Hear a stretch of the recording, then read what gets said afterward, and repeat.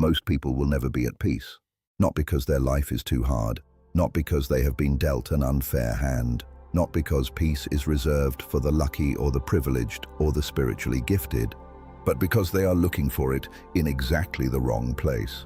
They are looking for it outside themselves, in the next achievement, the next relationship, the next version of their life that finally has everything in order, the moment when the circumstances are right, the problems are resolved, and the world cooperates long enough for peace to arrive. That moment never comes, and the Stoics knew why. Peace is not a condition.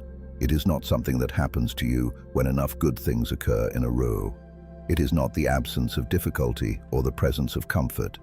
It is a practice, a discipline, an inner state that is built deliberately, maintained consciously, and chosen again and again in the face of everything that tries to disturb it. In this video, I am going to show you why most people never find peace, and exactly what the Stoics did to build it from the inside out. Write in the comments right now, "My peace comes from within." Say it before this video ends. Reason 1. They are waiting for circumstances to change before they allow themselves to be at peace. This is the most common and most costly mistake. I will be at peace when the relationship is better, when the financial pressure lifts, when the health situation resolves, when the career finally reaches the level I have been working toward, when things calm down. The problem with this thinking is not that those things would not help. Some of them genuinely would. The problem is the structure of the thinking itself. The belief that peace is something you are permitted to experience only after the conditions for it have been met. Marcus Aurelius governed an empire at war, managed a court full of people who wanted to undermine him, watched his children die, and dealt with a plague that killed millions. And he found peace, not because the circumstances allowed it, because he understood that waiting for circumstances to allow it was waiting for something that would never come. He wrote that very little is needed to make a happy life, that it is all within yourself, in your way of thinking. The circumstances of your life will never be perfectly arranged. There will always be something unresolved, something difficult, something uncertain. The person who waits for all of that to clear before allowing themselves peace will wait forever. Peace is available right now, exactly as things are. The question is whether you are willing to choose it before the conditions seem to justify it. Reason 2. They confuse peace with the absence of problems. This misunderstanding destroys more peace than almost anything else. People believe that if they were truly at peace, difficult things would not disturb them, that challenges would not arise, that the emotional weather of their life would be consistently calm and undisturbed. And when difficulty arrives, as it always does, they take it as evidence that they have failed, that peace is not available to them, that they are somehow doing it wrong. The Stoics had a completely different understanding. Peace, in the Stoic tradition, is not the absence of storms. It is the quality of your relationship to the storm, the ability to be in difficulty without being destroyed by it, to feel the weight of something hard without being defined by it, to move through turbulence without losing the thread of who you are. Epictetus lived through conditions that most people would consider incompatible with any form of inner peace, and he described an inner state of remarkable stability, not because the difficulty was not real, because his relationship to it was fundamentally different. You will have problems. Difficulty is not a sign that peace is unavailable to you. It is the terrain through which peace must be practiced. And the person who only feels peaceful when nothing is wrong has not built peace at all. They have simply been lucky enough to have a quiet day. Reason 3. They allow their mind to be colonized by things outside their control. The mind has limited space. Whatever occupies it determines the quality of the inner life, and most people fill that space without ever consciously choosing to, with things that are entirely outside their control.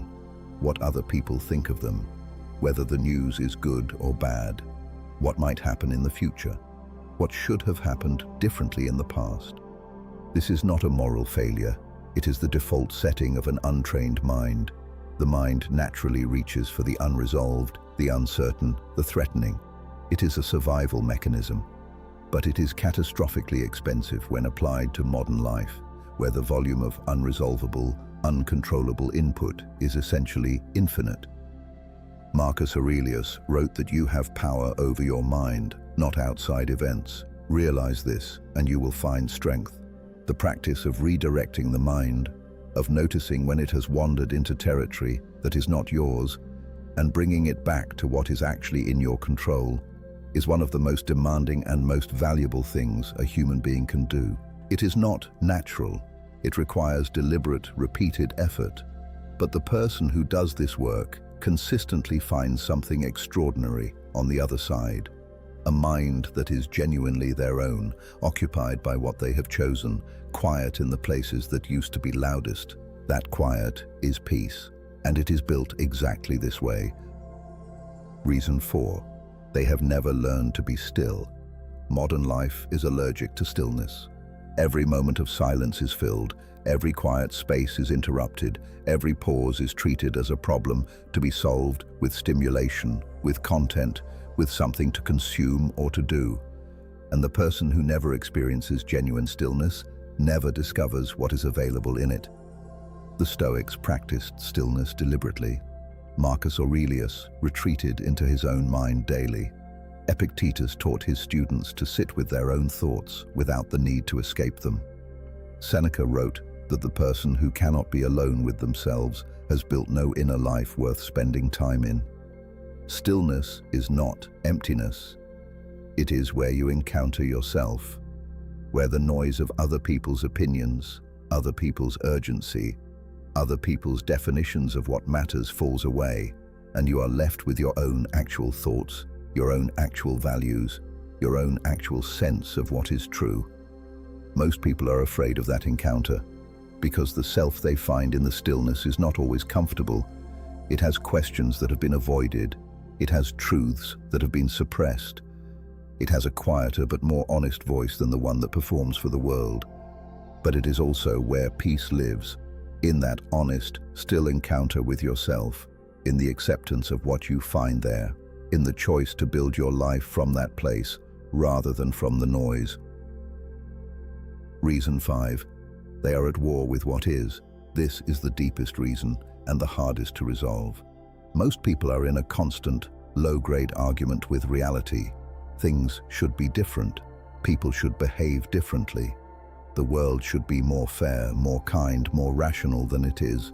Their own life should have gone differently at certain points. The losses should not have happened. The betrayals should not have happened. The doors that closed should have stayed open. This argument with what is costs everything. It consumes energy that could be used for living. It creates a permanent gap between the life that is and the life that is believed should be. And that gap is the precise location of suffering. The Stoics called the acceptance of reality, not passive resignation, but genuine, clear-eyed acceptance, one of the highest achievements of the philosophical life. Amor fati, love of fate, not tolerance, not resignation, love. The practice of genuinely finding something to value in what has actually happened rather than continuing to mourn what did not, of taking reality as it is and working with it rather than against it. This does not mean the loss was not real. It does not mean the injustice did not matter.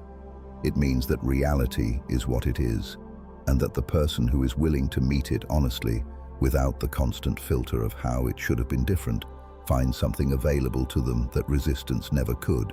They find peace in what is, exactly as it is. That is the ViaStoica, the Stoic path, and it leads not to a life without difficulty, but to a life in which difficulty no longer has the final word. If this video gave you something you needed, subscribe to ViaStoica.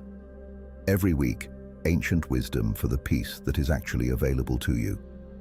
Write in the comments the one thing you are ready to stop fighting and start accepting.